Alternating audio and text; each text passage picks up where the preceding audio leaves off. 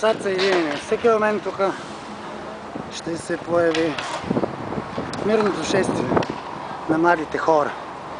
Хората, които днес обявяват национален траур за убийството на едно дете, за беззаконието в една държава, която претендира да бъде в Европейския съюз в 21 век.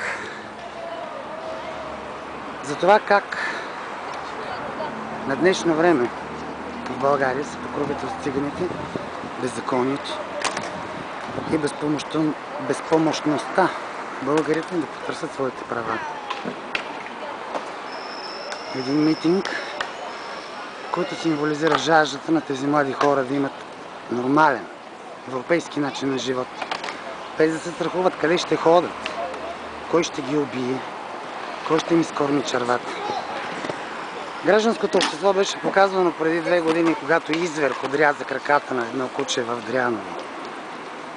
За съжаление, нашите социолози не разбраха, че този, който отсече краката на едно куче, не само ще отсече краката на едно човешко същество, но и ще отнеме човешки живот. Поклон пред момчетата, загинали в Катуница. Пловдив обявява траур. Тук на Съединението. Площада на Съединението. Днес определено тази група младежи, хората на 21 век, България бе погребана.